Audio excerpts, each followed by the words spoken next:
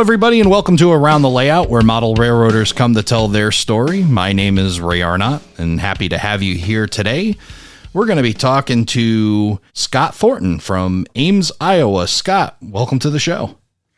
Thanks, Ray. It's a pleasure to be on your show. Oh, it's great to have you here, too, and we connected via email. You sent me a very nice email, and very happy to get you on the show. You've got a lot to talk about here, and finally able to connect. We're recording this the day after Labor Day, which I guess maybe is the unofficial end of summer and maybe the unofficial start to the model railroading season. So I think the timing is just right.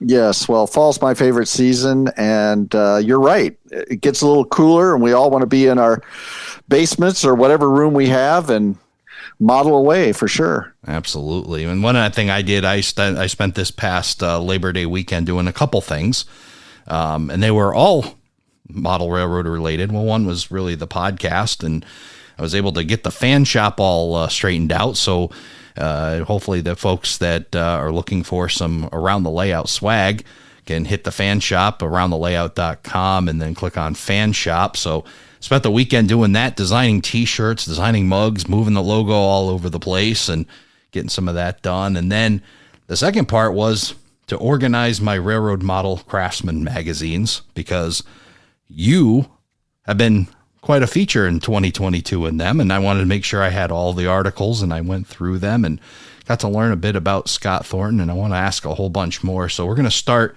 really right in the beginning, and then we'll get to those articles. What got you into the hobby, Scott? Well, like so many others, I've had the model railroad disease, actually prototype railroad as well, since I was a little shaver, just knee high. I've always had an interest. I don't really know why that is. There's something about railroads, just the mass and the romance and just all the different paint schemes and all the different configurations. And I just was fascinated by it as a little boy.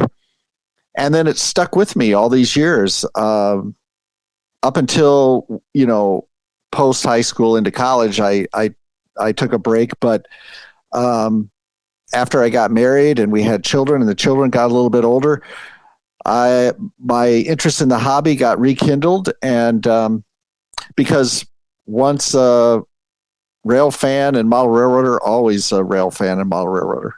Yeah, I think it's kind of that thing, as you said, there is no cure. It may lie dormant for a little while, but it definitely comes back around. When you were growing up, did you have a prototype, like a railroad that ran near where you were growing up, something that you were able to see often and kind of, that kind of rubbed off on you?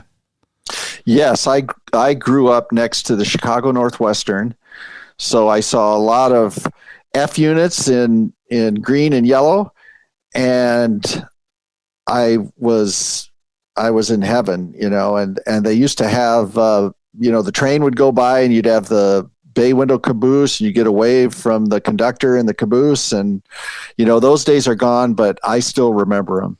Yeah, I think, Scott, you make me feel like I think I missed the golden era of railroading of sorts, and it's kind of cool that you were able to capture it. I mean, I'm a child of the 80s, and I don't really remember all that much, and I wasn't really too near it. But for you, that's you were able to experience a nice piece of railroading history with the Chicago Northwestern. Yeah, we had the Chicago Northwestern, the Illinois Central, Chicago Central. It was, seeing Illinois Central GP10s in their orange and white scheme. Very cool stuff. Yeah, it's great that you were able to witness that, like I said. So where did the model railroading portion start to come in? And you talked about, a little later in life. What was your involvement in the hobby? Well, when I was younger, me and a couple buddies, my buddies built a couple layouts, and so I used to participate with them, and we had a lot of fun. They were basically just ovals, and the scenery was just structures and simple things, but we had a lot of fun with that. But I always followed the hobby early on. Like I subscribed to Model Railroader, and this was in the mid 70s when I started. And then, like I said, there was a break there. But then when I got back into the hobby, you know, I went back to subscribing to the magazines and just doing some armchair modeling. And when our kids got a little bit older and some of them moved out of the house, we moved to a new home, and it was finally my opportunity to build my layout. So that's what I'm doing. I'm actually building my very first layout. Prior to building this very first layout, I mean, had you built structures? Have you started to collect prior to that, or did it just all start to come at once? Oh, I was a collector. I had lots of models in boxes, but I could never get past the collection stage. And that was just because of family commitments and work commitments and things like that. So I guess I was solidly in the armchair realm for quite a number of years, just dreaming about that layout someday. And so now I'm going for it. Yeah, and going for it in a big way. So you're not only are you building a layout in your very first layout, but now you're documenting it in print with this branch line on a shelf series that you're doing with Railroad Model Craftsman. That must be quite a thing, not only just to build, but have to write this down, document. You're photographing along the way, so you're getting a really good documentation step by step of how you're doing this. Yeah, I feel very fortunate, Ray, because I pitched the idea to the editor Otto Vondrak and Otto bit, and in fact, he had told me that they were thinking about doing some sort of continuing series about shelf layouts, and so I guess I came around at just the right time. And it's kind of a trend in the hobby, I think. At least my take is that a lot of modelers are moving toward smaller layouts and layouts that can get done in a reasonable amount of time with a lot of detail. And you can detail to the hilt, and you can start out with like level 1 detail and keep going with a small layout, which is really cool. Yeah, let's talk about that for a second. Let's the research going into building your track plan and whatnot. What were some of the things that you did going into getting this article set up? Well, I've always been interested in branch line operations because I'm the type of operator who likes really laid back operations. I would not make a good timetable and train order guy. You know, it's just not my style. To me, a really fun time in the layout room is watching a single train trundle down the line, switch a few industries, have good conversation with whoever I'm operating with. To me, that's the ultimate in the hobby. Now, I appreciate larger layouts very much, and I've operated on some bigger layouts, and I've enjoyed it. But that's where I get my fix. When I get back to my own modeling, I like small, and small with a lot of detail. What were some of the layouts that you had operated and learned? And I guess maybe the bigger question is, when did you first get into operations? What was what brought you into that? Just through the Friends Network, like a lot of guys.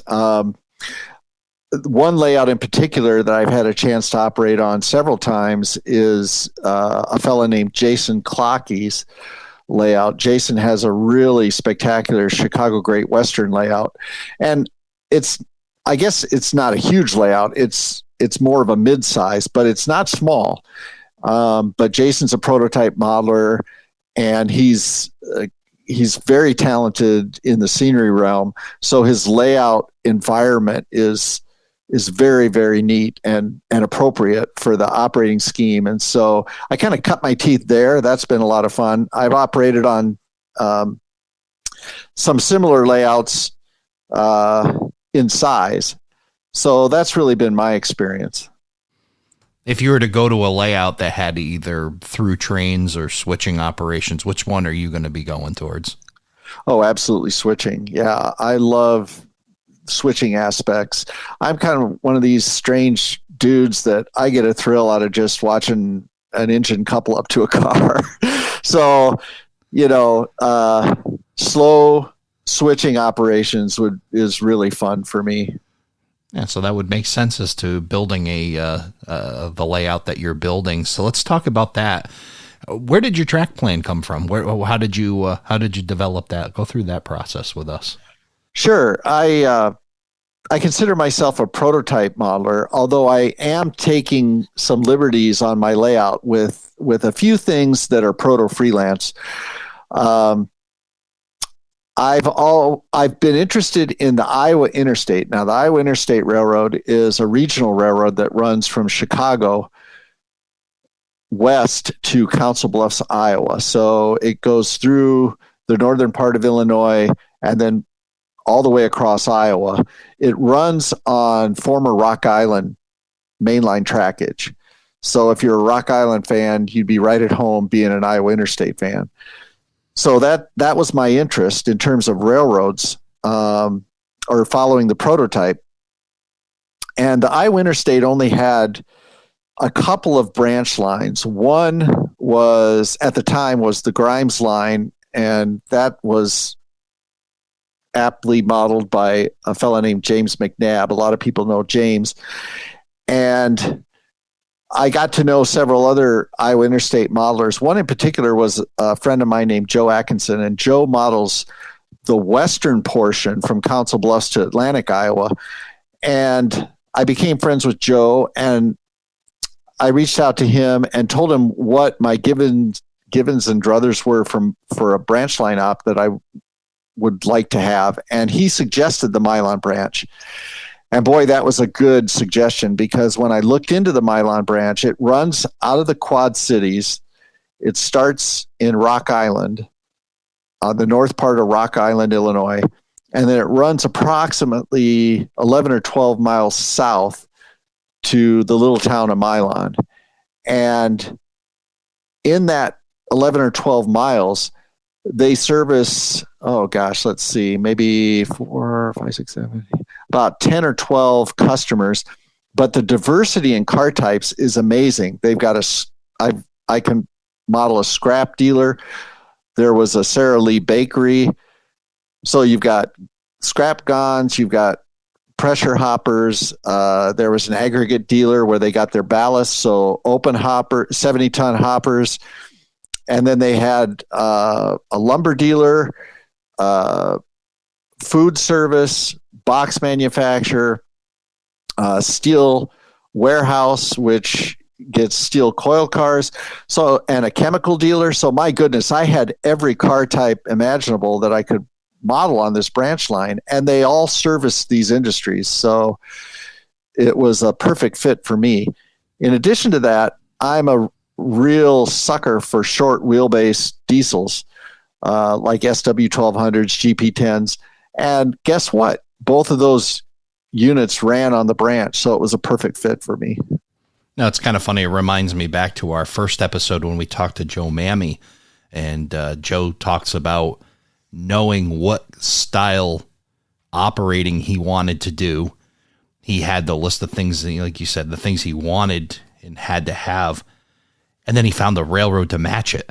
And I kind of always found that funny. Like, I knew I'm an NECR fan, New England Central Railroad fan, and I live in Providence and Worcester territory. So I kind of knew I wanted to mix them both. So I find something that fits that railroad. But it seems like you may have done the same thing. Did you always know it was going to be Iowa Interstate, or were you kind of open-minded to what road you were going to actually do and let kind of the branch and the railroad fit what you wanted versus the other way around?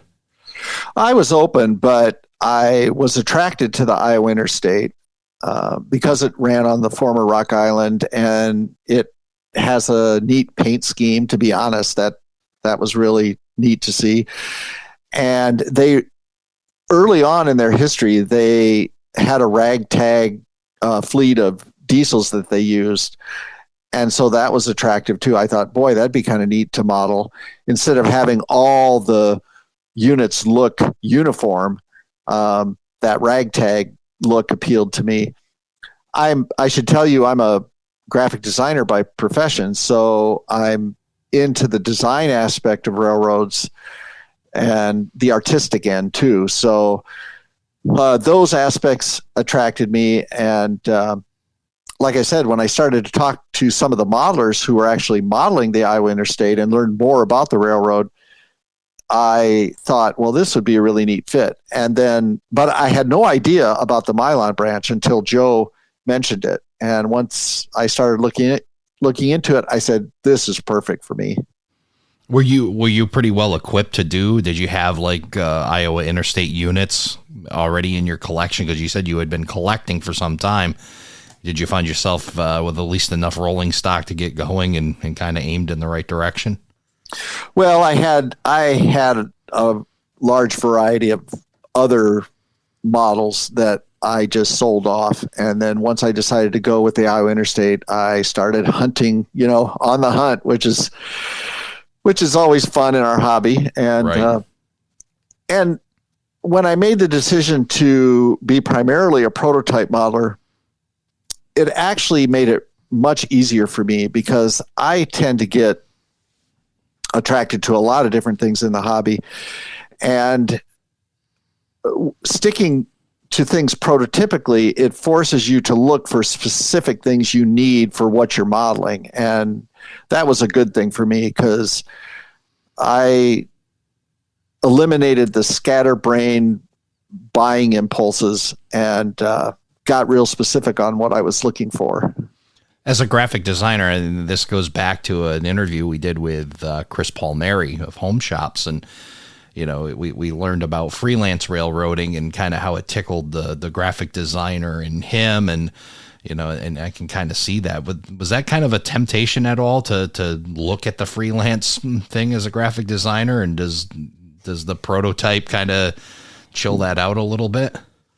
Well, the prototype chills it out a little bit, but I still have proto-freelance interests, I guess. I've developed a line that I might model in the future after I get the Milan branch done. I might model it in module form, but there was a Milwaukee branch line that ran in northeast Iowa. It started out at a junction along the Mississippi. And if you know that area topographically, out of the Mississippi Valley, it's a bluff area, so it's very beautiful. And then this branch line of the Milwaukee ran northwest up to a town called Waukon, Iowa. It's in the very northeast part of Iowa, but it was just beautiful. And I became enamored by this. It was documented in a book called Grass Between the Rails. Some listeners might have run across that book. Really neat branch line, but for whatever reason, it's always stuck with me. I'd like to model that, but I developed my own proto-freelance line called the Paint Creek in Waterville, and it's based on that branch line.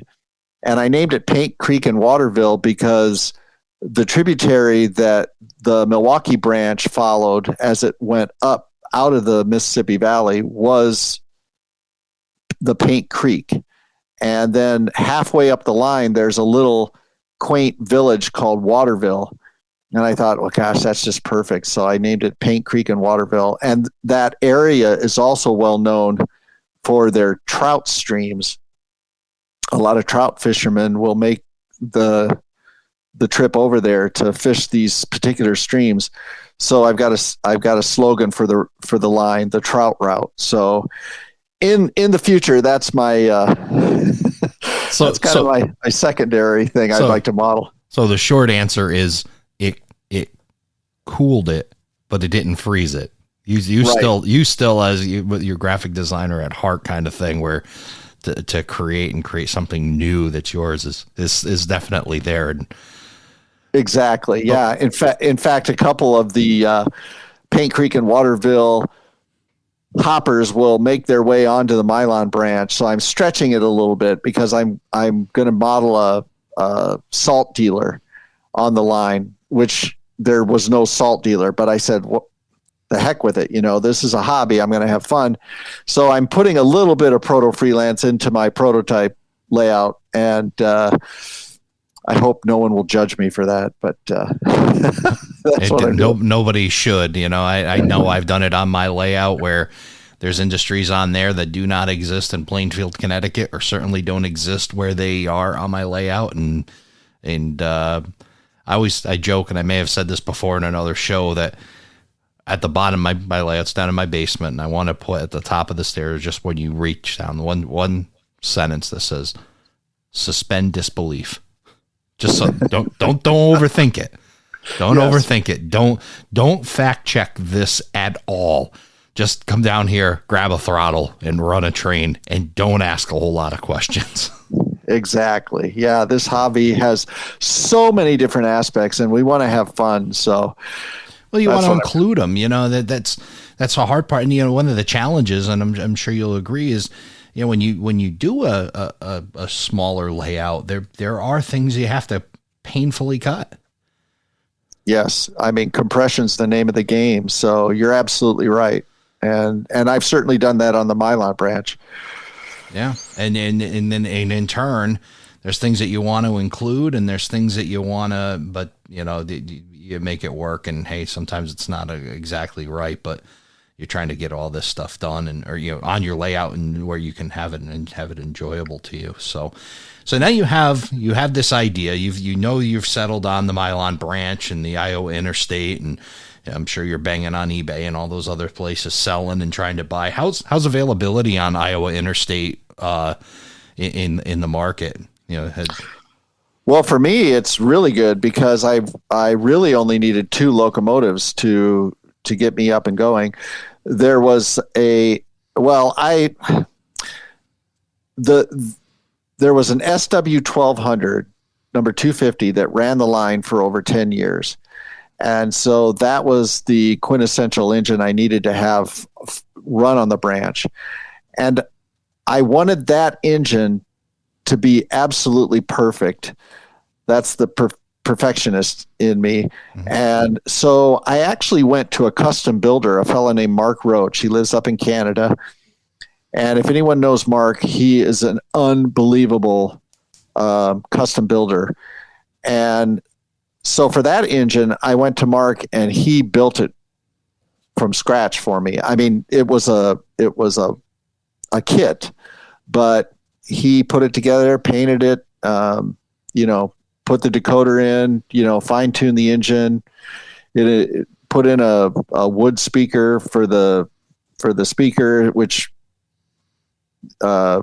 it's got great sound to it. And so that engine is perfect. And then besides that, all I needed was a GP10, and I bought 2 Intermountain GP10s because fortunately they ran the Iowa Interstate on one of their runs. So I was able to pick that up, and it's great. So I've got everything I need. I don't, and that harkens back to the a small branch line. If you don't need a lot of locomotives, I only need 2 types. So, yeah, I think that's one thing that anybody that's picking a road, you got to go with what you love. And obviously Iowa Interstate was a fit for you. So you had to go, but because of that, you had to go through these steps, getting a custom builder to build a locomotive for you, or you got to be able to pick up an airbrush and learn how to paint and make locomotives. And,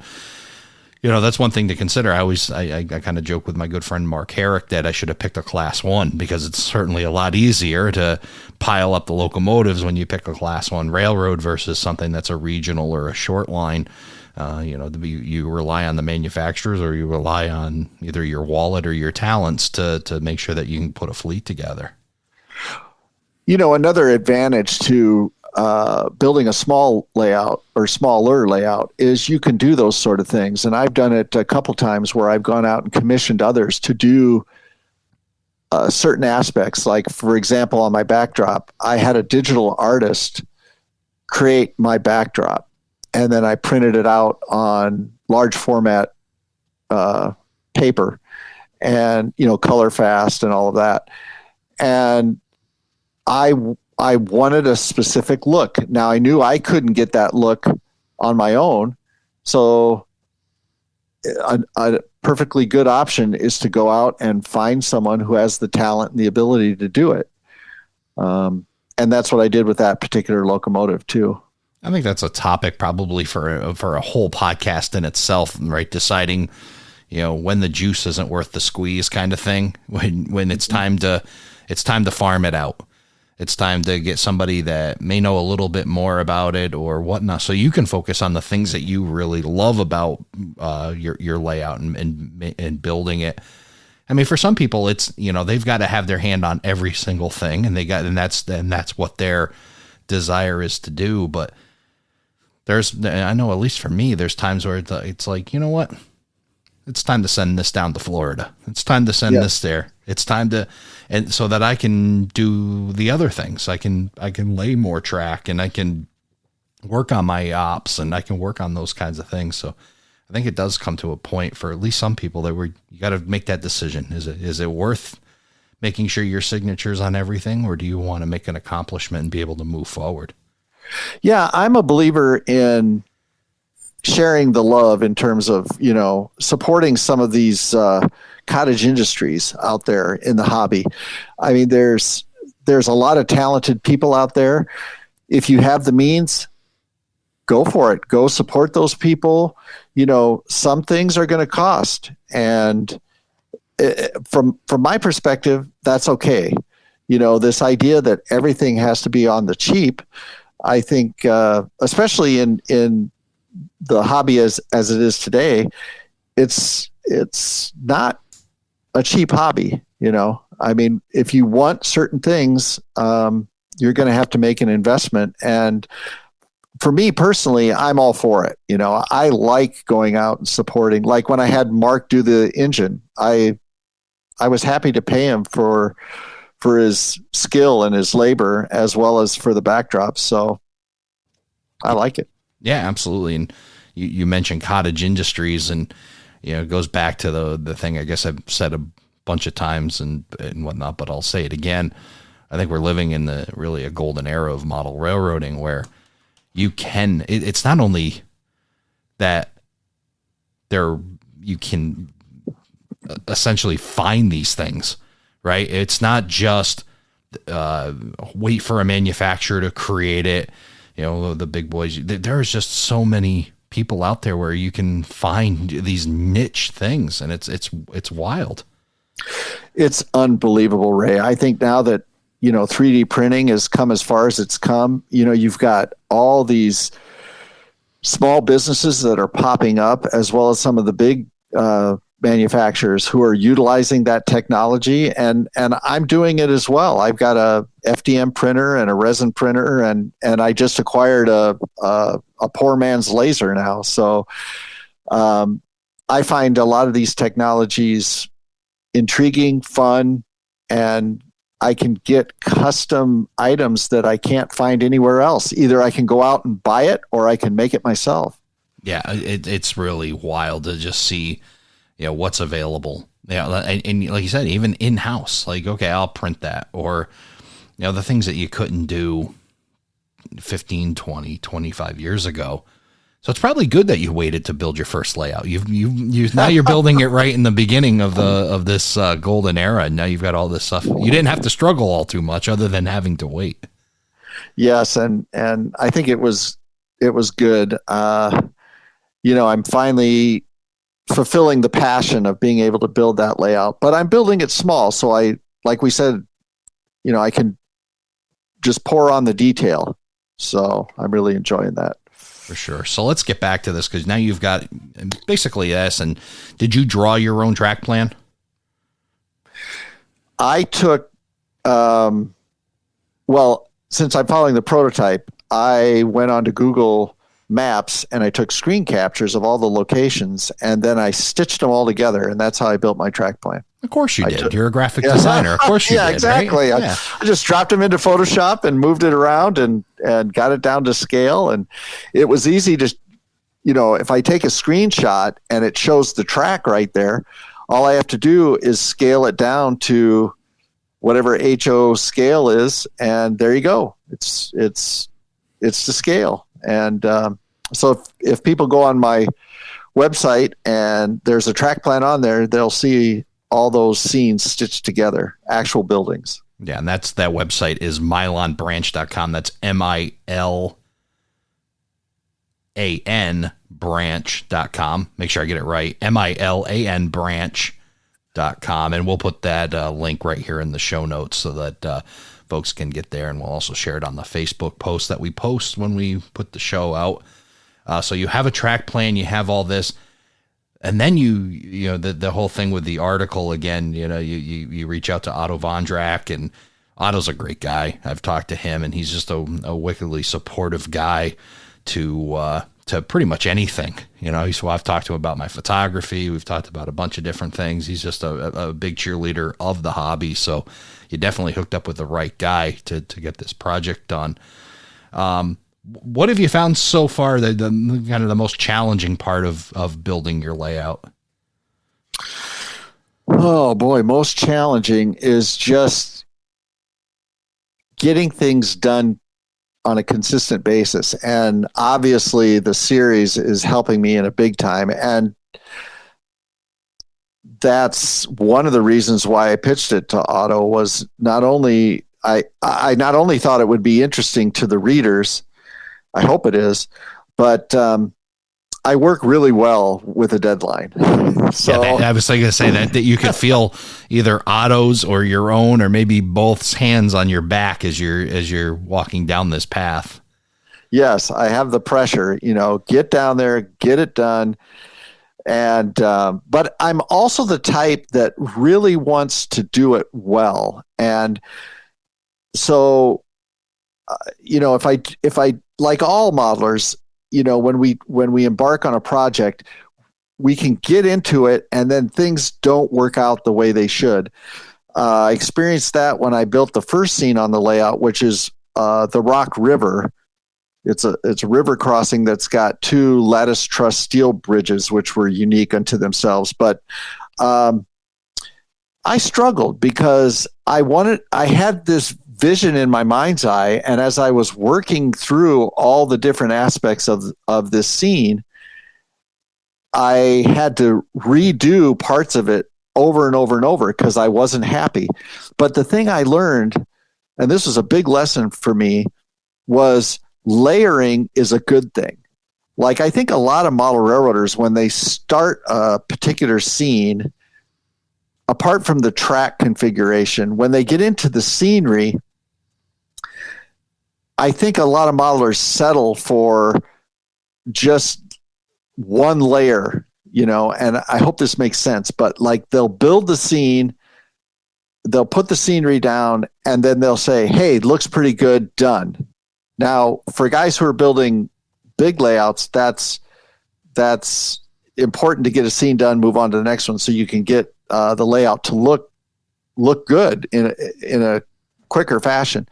But for those of us who are building smaller layouts, layering is, I think, a technique and an approach that's really important, because you can add detail upon detail to a scene, not to be overdone. You really got to observe the reality of the scene you're modeling, but take that time to observe it really close and then try and replicate that. And I learned some of that from, like I mentioned earlier, Jason Clockey.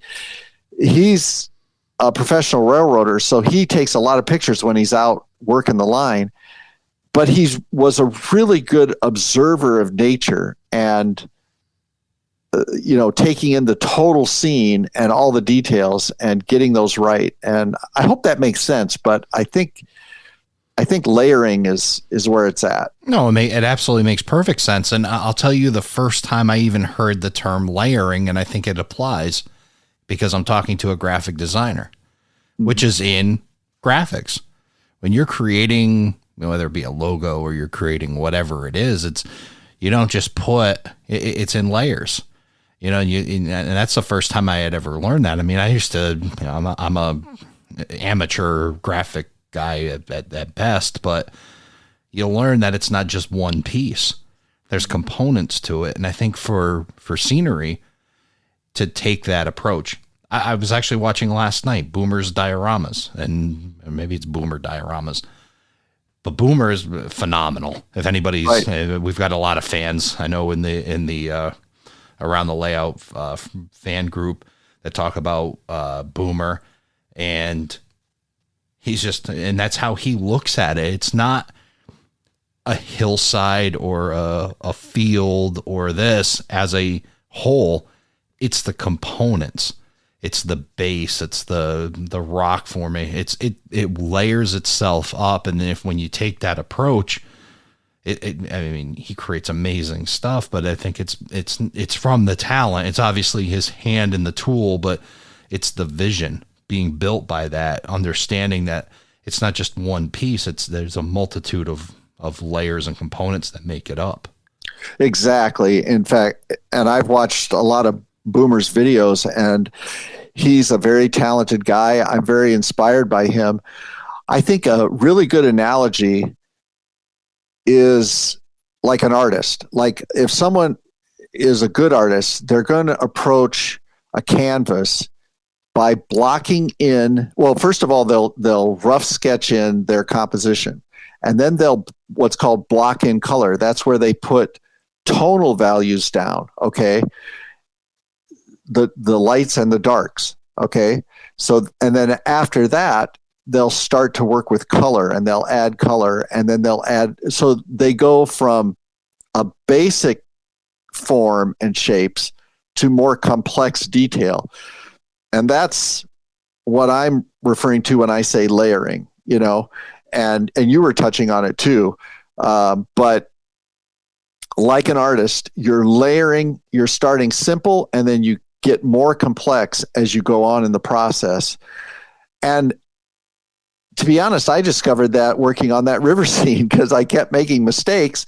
And so I kept having to think creatively, okay, how am I going to fix my mistake in order to make it look the way I envision it should look? And I had to use that creativity to come at the scene from a different angle. And it really worked well. And I thought, gosh, that's a neat way to do it. And so just layering it like an artist is the way to go. So it actually makes a small layout become bigger. And I know we're going to talk about taking a small layout and making it bigger in terms of operations, but you can do that on the scenery end too, where you think, okay, layer 1 is the basic composition. Layer 2 is adding a little bit more detail. Layer 3 is adding even more detail, and you go from there. So I think it's a great approach. And one thing you also touched on, I don't want to let pass by, is that point where you make the decision to take something back out. And I know I did it on my layout, and I was, I guess not necessarily married to having it there or my first pass, but it was just like this whole thing of starting over again. But once you do it, and once you realize that what you've created really isn't, you're not throwing thousands of dollars away. You're maybe throwing a $20 bill out depending on what you've done, but what you're doing is you're learning. It's the cost of, it's the price of education to take that and do it. Okay, well, that didn't quite come out the way I wanted it to, and I think I have a different approach now. Don't be afraid. Rip it out. And that was something from my mentor, Mike the Boys. He would do that. He would say, would tear it out, take it down. Yep. You don't like it, rip it out. It comes out just as easy as when it's definitely easier than when you put it up. It comes out pretty quick. Well, and I was encouraged and motivated by Mike Confalone when he did that on his layout. I mean, Mike kind of attacks his layout. I mean, literally attacks it when he does scenery. And he's fearless. He's like, okay, if I don't like it, rip it out, do it over. And that inspired me.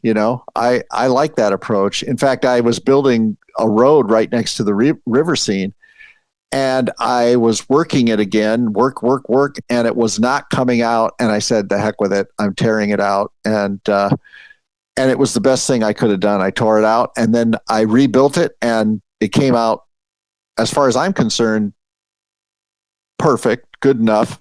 and called that done, move on. But yeah, don't be afraid to dive in. I'll give you a boomer quote I wrote down last night. Learn in process and be carefree. Yeah. And I think that just sums it up so well. Learn in process and be carefree. Yeah. And again, I'll go back to the artist analogy because so many art teachers will say the key to becoming a better artist is getting looser. And we're too tense. We're too worried about getting it right the first time.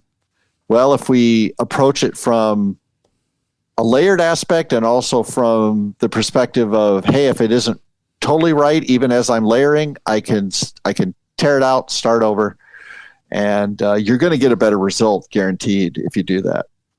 You hit me, right on the head, right, with exactly how I am and the struggles that I have. I call myself an objective person in a subjective world. Like, I love my rules and rule sets and whatnot. And then you go down and you do these things and you realize, stop looking. There is no rule book. Stop looking for it. Yeah. And it's like, there's no, step one, apply foam. Step two, there isn't. I mean, you can follow along. You could certainly look at a Boomer or a Luke Gowan and, write down every step they did. But all you're doing is just repeating what they're doing. Learn it, see what they do, but then create your own process and learn. And as Boomer says, learn that process as you go and create your own, and then create your own signature to what you're doing. Right. And everybody has different standards. So just enjoy the process and be open to listening to input. And if you get to a point where you're satisfied, great. You're satisfied. Call her good. But don't just be open, I think. I think that's fabulous advice. I want to get to this other topic that's really exciting me to talk to you, because one of the things you mentioned, we're talking about these smaller layouts and operations and building into them kind of the play aspect and trying to enhance operations on small layouts. We talked about it with Mike King in a previous episode, extending ops, because when you're in a group and you have a small layout and you have other guys, and you've mentioned you have a few that have some bigger layouts, there's certain things that, they can occupy time. But for us with a smaller layout, you got to kind of fill that time with some things that slow the railroad down, slow the operator down, and really fill that in. So I wanted to hit on something you talked about. You mentioned about, fantasy board gamers and kind of the comparison to the two, and what can we learn from their world to apply to ours? Well, what I'm doing, and we can jump around because I've got several things I'd like to talk about, but one thing that I'm incorporating into my layout, since it's small, is what I call a writing conductor. And what it is, it's a little conductor figure, HO scale, where I've modified the figure so that it has, on one of its feet, it has a little L bracket, okay, little piece of tin that's glued on there. So the tin goes underneath the foot and also slightly up on the front of the foot. And then what I'm using is neodymium magnets. And if anybody's familiar with neodymium magnets, they're powerful little magnets that come in different strengths. You can buy them online. I get mine from a website called Super Magnet Man. But they're very, very tiny. Let's see, I think the ones I use are about 1/8 of an inch square. Okay. Yeah. And I glue those on each corner of each car and on the engines as well. And then I paint over them and I weather them up, and you can't see the magnets unless you're looking really close. But what it allows me to do is take that little writing conductor, that little HO figure, and I can hold it up close to the car and he just pops right on. Okay. So now he's literally riding on the car like a conductor would. And then as I build the layout, I'm going to be incorporating these neodymium magnets, but slightly bigger, around the layout on the ground, like next to switch stands and other areas where the conductor would be standing when he's on the ground doing his work. So what it does is it adds that play value where you have to track an actual conductor, an actual figure. It's like it's the play value similar to the gamers who use figurines, the fantasy guys, or even military gamers who have all the little military models that they use on their game boards. Why not have that for model railroading? Because we're play acting anyway. So why not have one of the key significant players actually incorporated riding the cars, getting on the ground? You got to go pick him up. You can't just, move cars without considering where the conductor is. So it adds that play value. It is fun to watch, and it extends the time required to do switching because the conductor's got to get off the car. He's got to throw the switch. He's got to get back on the car. He's got to get off to open a derail. He's got to do all these things, So that's the play value I'm talking about with the riding conductor. I think there's a lot of things that we can learn from the fantasy board gamers, the simulation guys. So that's what we're doing. We're simulating, right? This is a simulation of how a real railroad would operate. We're trying to stay as close to the correct, the accuracy is there and whatnot. And it's one thing I learned. My buddy Dave Gardner runs a podcast called Digital to Dice Podcast, and he's actually been a huge help to get around the layout off the ground. So shout out to Dave. And one of the things I picked up from him, what they cover is sports simulation games, where they are replaying a lot of the classic games or classic seasons and whatnot. And they're basically simulating all these sports: hockey, baseball, football. And one of the pieces I picked up from him was what the way they determine is with a die roll. They roll the dice and they get a number, and then that tells them if it's a hit or if it's a check or a puck comes loose in the corner. It's all the elements of those games determined by dice. So how could I use dice in my layout? And I had a problem. I have a scenario on my layout where I want to have a different outcome each time. I don't want it to be run the same way every time. I have a mill that needs to be switched out. Then I have a paper mill. So grain mill, paper mill, and then two other industries. And I want to be able to do it differently each time. So I brought a dice down to the layout and I wrote a situation card. If you roll a 5, you're going to switch the grain mill because that's got to be done anyway. But then you'll do just the paper mill and swap. Or maybe you roll the dice and it'll be different. So what I'm hoping is when my operators come over once a month and they get that job and they get that job again, they're going to roll the dice and they're going to run a totally different job. And I just use that to kind of build a different scenario. Real world, the railroads don't necessarily do the same thing every day. Some customers may get served once a day, but others will get a car once a week or maybe a car once every 2 weeks.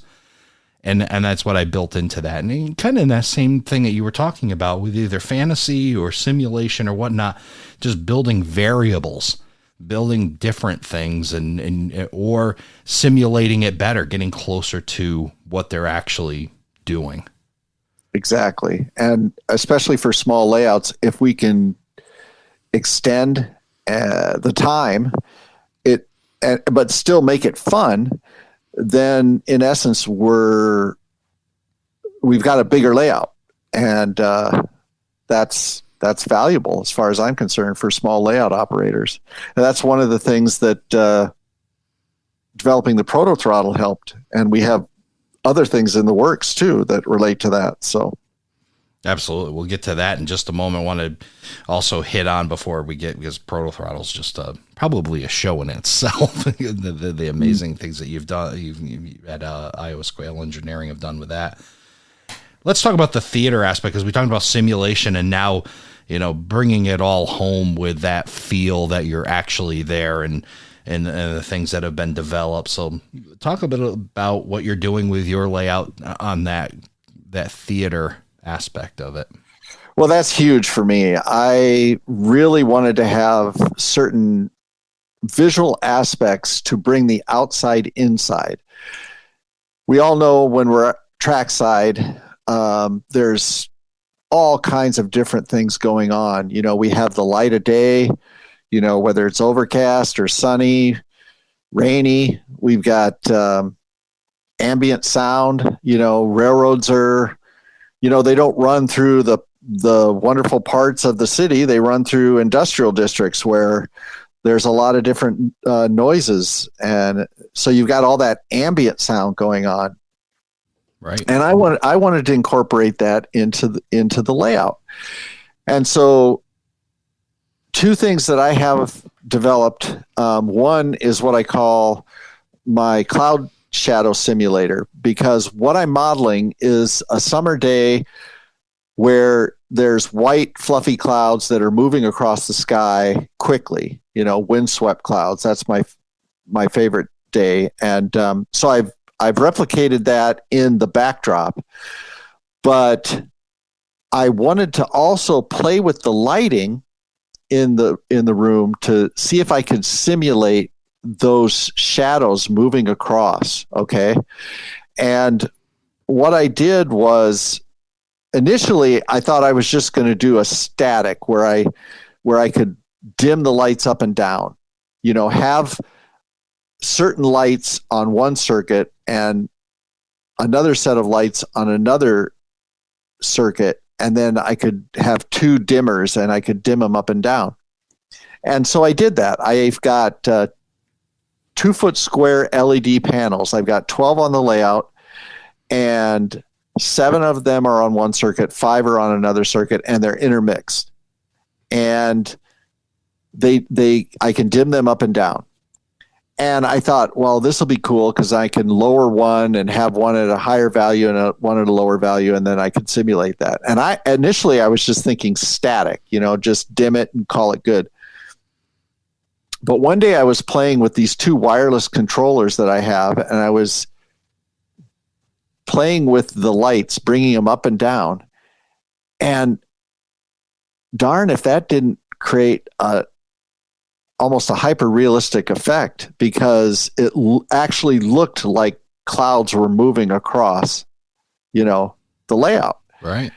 And so I reached out to my partners at Iowa Scaled, and I said, could you guys develop an Arduino-based little module that could vary the dimmable quality both in intensity and randomness? And they said, sure, we can do that. So they put that together for me, told me how to use it, sent it to me. I hooked it up to the 2 circuits, and now when I turn on my lights, I've got the option to turn them on just normal function, or I can switch them over to the cloud simulator, shadow simulator, and it randomly brings up the 2 circuits at different intensities. And it's like theater. It actually feels like you're outside. That's amazing. That's absolutely amazing, isn't it? It just, it's always good to have guys that are into electronics. Oh yeah, in your contact list, right? Yes, exactly. It's nice to have friends who can help me out in that regard. But it actually wasn't. They were telling me it's not that complex. They write some code that tells the Arduino to dim the lights randomly, and then they just wrote a little extra code for that randomness to incorporate how intense it does it. So you have a time factor and an intensity factor built into the randomness. And so that's what it does. So, and it's subtle. It's not like it's doing it constantly. So it gives you that feel like, hey, I really am outdoors. And then the other thing that I'm incorporating into the layout is ambient sound, because I want that trackside sound element, but I also want it to be done in a tasteful way, not just this mishmash of sounds that are just, that would just be annoying. Right. So what I've done is I determined 4 areas on the layout that I wanted ambient sound. On one end, I have an interstate overpass where I wanted road traffic noise. And so that's one ambient sound. A second ambient sound is going to be next to where the Milan depot will be. And that depot area has a nice forested area behind it. And so I'm going to have a cicada sound in there. The next ambient sound is at the Rock River because there's a spill dam. So I have rushing water with chirping birds. Okay. And then the final ambient sound is at one of the industries. It's called Dell's Metals, and they're a scrap dealer where they use these big cranes and magnets to pick up large pieces of metal and deposit them into trucks and into the gons. So I have that sound as well. But all the sounds will be incorporated into the layout in low volume. So you're only going to hear them when you're close to that area. Okay. And not overdone. I also thought about incorporating an IR sensor that would trip the sounds to fade in when the train was in that area, but I haven't quite determined what I'm going to do that way. But where are you capturing? Are you going out in the field and capturing these sounds, or are you able to? Is there like a sound bank you're able to pull from? How are you getting these sounds for these for this area? That's a great question. There is an awesome website called freesound.org. Okay, and anyone you go to freesound.org. And you can find just about any sound imaginable. Just search for it, and you'll get a whole list of sounds. What I did for my road traffic for the interstate overpass is I think I pulled, I don't know, maybe 10 different sounds of cars, trucks, motorcycles going past. And then I just used a simple sound editor. You can use Audacity. That's a good one. That's free. And then you can just layer these and edit them and save them as a WAV file and put it into a sound module, and it'll play on a loop. And, just set an appropriate volume, and it works out great. In fact, it was a lot of fun editing the sounds. Yeah, it sure sounds a lot safer than standing out in the middle of a highway with a microphone on, right, and trying to capture it yourself. Yeah, exactly. And I did the same for the Rock River. There, the spill dam is just rushing water, so I found a rushing water sound, and then some chirping birds, and it's almost zen-like, actually. It puts you in a good mood to go down to the layout and flip on the different sounds. So it's fun. Do you find yourself flipping them on and just doing work outside of it and just listening to it? That's exactly what I do. Yeah. Yep. That's amazing. So yeah, thinking of that in that theater aspect, what we're creating, this simulation of that and what, being there. Just like theater, just like you go in to see a theater performance, they're going to have lighting, they're going to have sound. And again, I can't emphasize enough, it has to be tasteful, because you don't want to overdo the sounds. You don't want to have a sound for every scene on your layout. You want to have, appropriately spaced and at appropriate levels, sound levels. So Yeah, it's kind Otherwise, of, when you mention theater, I think of this, and you go to a theater and you're watching a show, and you're sitting in a seat, there's people sitting in front of you and to the side of you, and there's other things, but a good production, a good play, a good show pulls you right in. You all of a sudden your peripheral vision goes away and you see nothing in front of you. You see nothing but this stage where this is all happening, and pretty soon you feel like you're there. And that's exactly what you're doing with your layout. You're taking all the the things on the side, below, above, and you're just pulling them right into being on the Milan branch in 2003. Exactly.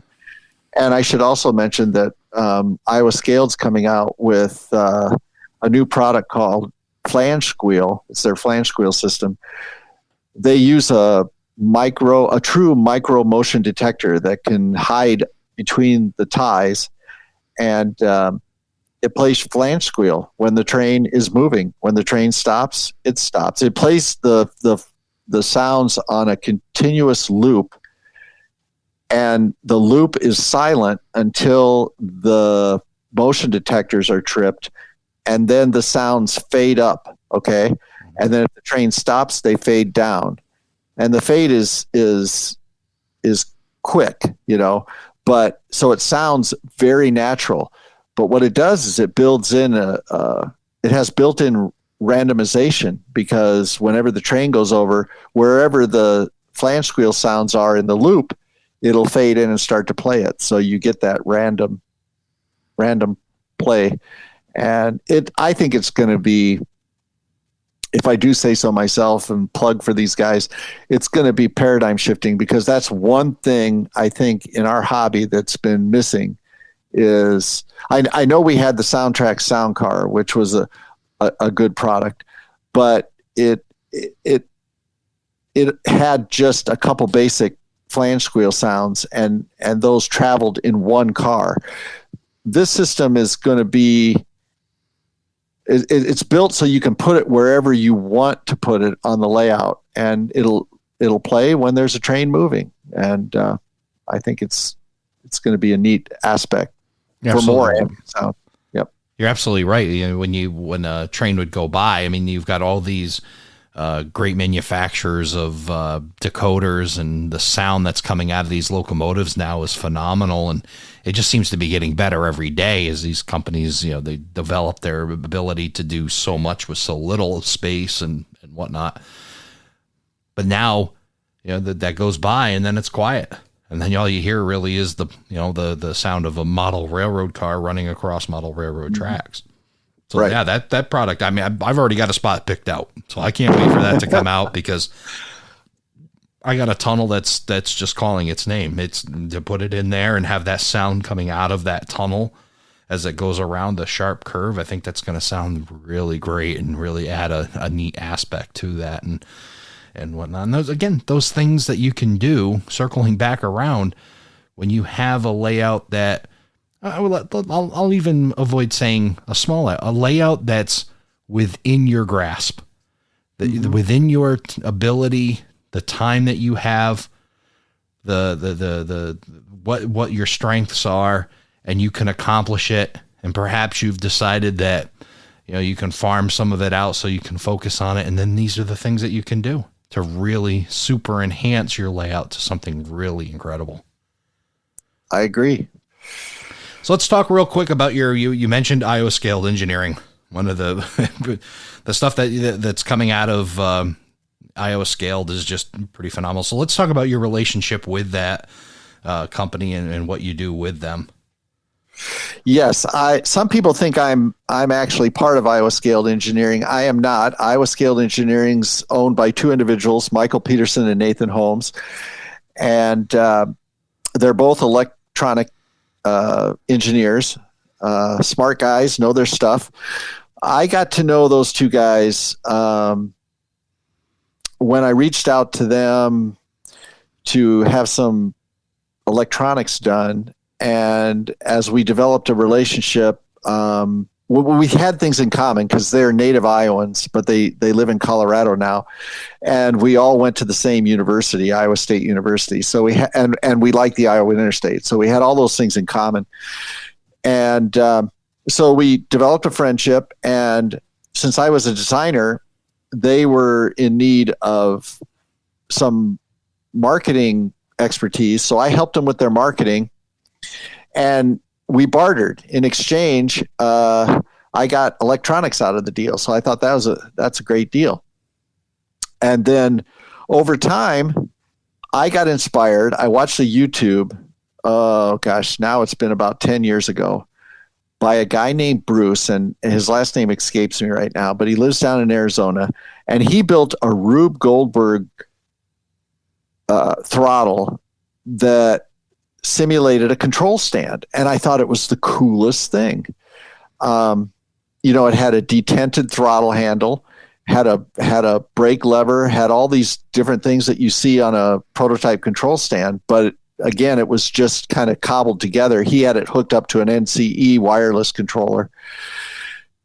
And so I was totally inspired by that, and I thought, wouldn't it be cool to have an actual miniature wireless control stand in your hand to operate your diesel locomotives?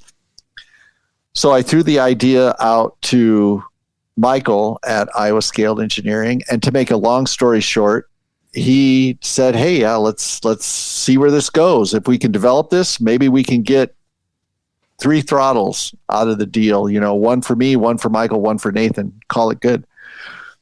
But as time went on and we started to develop the prototype of the Proto throttle, it became apparent that this was going to be a viable product. And that's the short version. So we developed it, we machined it, produced it, started to market it, and now I think we've sold close to 1,100, 1,200 of the units. So it is a neat device for giving you hyper realistic control performance. It slows down operations on your layout, and it literally puts you in the cab. That's what we hear from a lot of the guys who use it, myself included. I haven't used my DCC controller for years. It's all just the Proto throttle.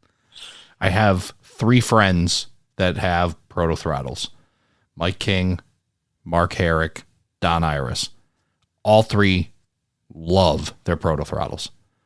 Mm-hmm. They just, and that's exactly what it changed the game. And I'll be honest, I haven't used one because I know the minute I touch one, I'll have to own it. So I'm a holdout, but it's not because of anything other than it's hard to buy sound gear and a Proto throttle at the same time. But someday that will make my layout. I have a switcher that would be perfect for a Proto throttle, and I think it would be a lot of fun to have. And like I said, I hear nothing but great things about that product. Well, thanks. And now we're in the process of developing a complementary device that in 2-man ops, where you have an engineer and a conductor. The conductor would use this device. It's called the sound conductor.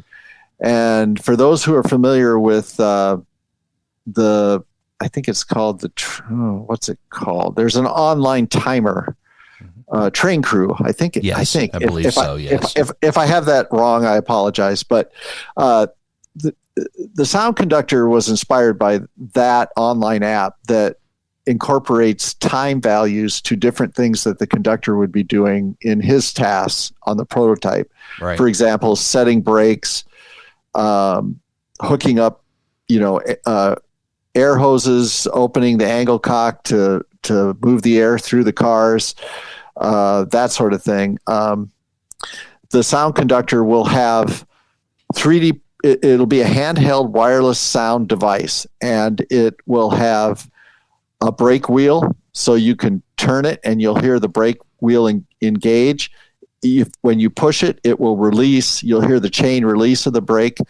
It'll have a penny whistle for caboose or platform reverse moves. It'll have a angle cock so you can release and you'll hear the hiss of the air going into the hoses. It will have a knuckle coupler that when you press it, it'll play. We haven't determined the final number of coupler crashes, but there'll be a bunch of them in there and they'll be randomized. And then there'll be another button where you'll have the coupler release with the air hose brake. So what it does is the conductor, as he's holding his switch list or whatever he's doing his car cards, he can have this sound conductor with him so he can replicate the sounds at the location that they should be as you're switching cars. Because now what we have is we have similar sounds that emanate from the locomotive. Well, that's totally unrealistic. That could be, 3 to 10 to 15 feet away, from where the actual sounds are emanating from. So this puts it right where it should be. Yeah, that's pretty phenomenal. These hands-on things to not only create the sound but the interactive. And you seem to like that, right? That ability to touch and feel as an operator beyond the throttle. And one of the things I did want to mention, you have it in the one of the RMC ones. Maybe it was the first. Maybe it was the January 2022 one where you have these switch stands. Tell us about your switch stands that are on your layout, the interactive ones. Yeah, those are G scale switch stands that I bought a number of years ago, and they're full brass, and they were produced by a company, I think it was called Sunset Valley or something. They've since discontinued them, unfortunately. But I wanted to have those stands switch my turnout points.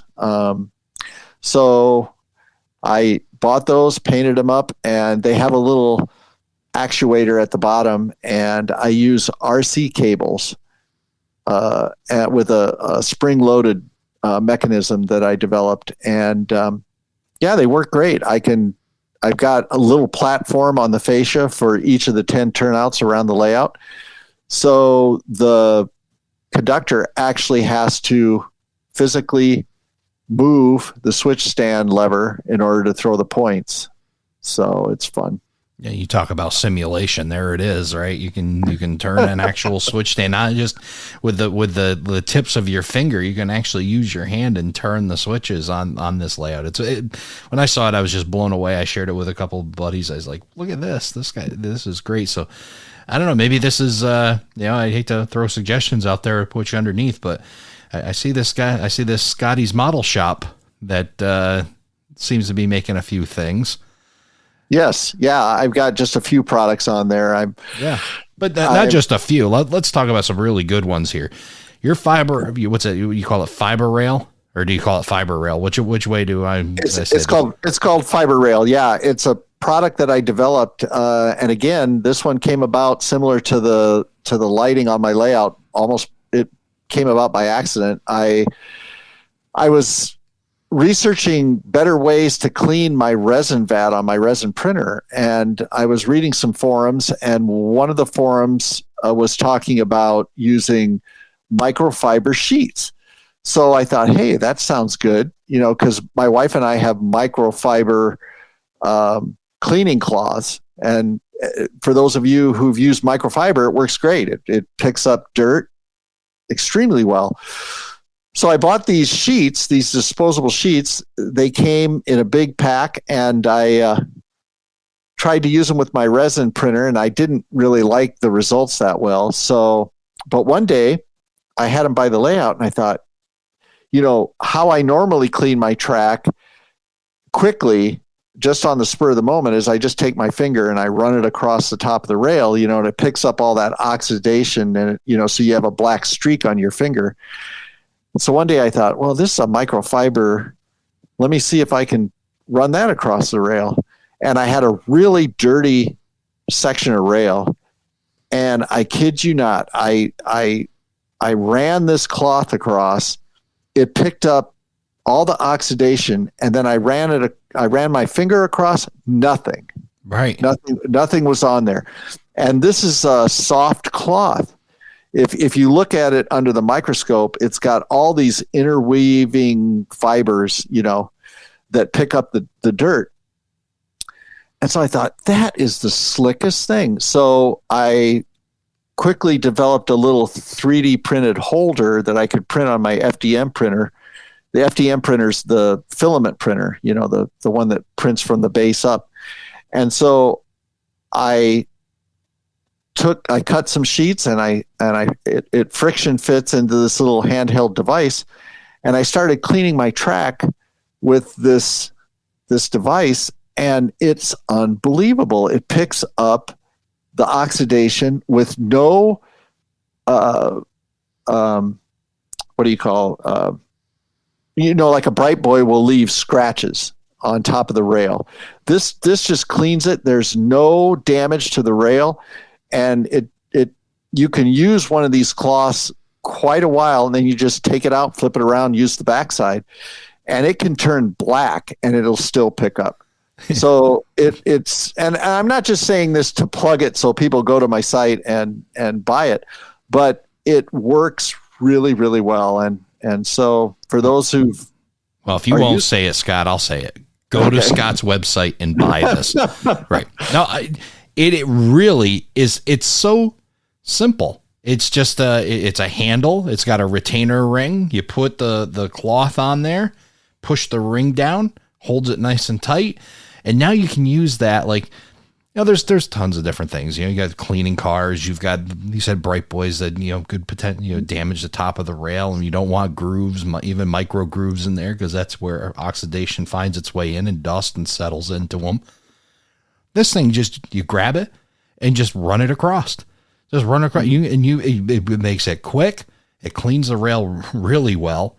And I went through about 5 or 6 of the cloths till I realized I could flip them over and use the back side. So I guess that's my learning curve on it. But yeah, and it's a great value. I mean, right on Scott's website, what is a Fiberail cleaner is what, $30? No, it's like 20. Okay.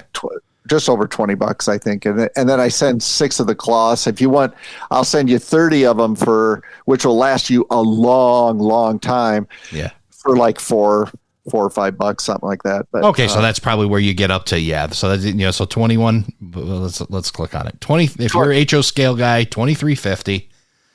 And then if you want to get some HO scale 30 inserts, it says $3.50 additional.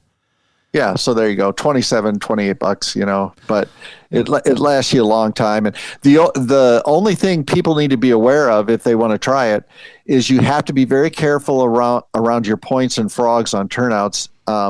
Just go slow and ease across. Up. Yeah, ease and go against the points, with the points, not against the points, because it can catch, So. Yeah, you don't need to use 450 pounds of down pressure on this to use it either. Just a nice light glide, let it glide over the rail. It does a phenomenal job. I own one. I really should get 2 because I get sick and tired of walking up and down the stairs, because behind me in my office is my test track that I got to clean. So I'll probably, while I'm sitting here, order up another one. And then you've got the other one that was turned on to by Don Iris, and I know he's added them to him, is your HO scale working derails. That's another interactive item and really serves a function as well. Yeah, they're 2 scale derails. There's other derails on the market, but they're a little bit over scale. And mine, I developed them to be true to scale. And so they fit 70, 83, and 100 code for HO. And they're just 3D print, 2-part, and they've got a little brass rod that connects the 2 parts. And you can glue them in place, you can spike them in place, and then they just work really well. They just flip right over, and you just take a little toothpick and you can flip them open, flip them shut, and paint them up to either yellow or orange or whatever your railroad preference is, and that's what they do. Yeah, and then the holding cars back. I'm thinking about like my sidings that are, I didn't get the grade quite right and cars want to roll out of them. That's where those are going to go once I get my detail done. And the derail will help hold them back and keep them in that siding. Plus, it's another interactive thing where the user's got to get in there and, flip the derail down, make sure it's in the dirt. And, those are all really neat things going back to our original topic, which was, adding and things to your operating session to cover that. So, Scott, we covered a lot here. We got a lot. You got a lot going on between this Milan branch that you're doing in the article for Railroad Model Craftsman, and then you have your involvement with Iowa Scale Engineering, Scotty's Model Shop.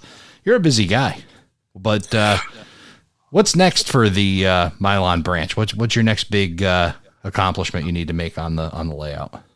Well, with the series, everything's a big accomplishment. So the next installment is going to feature.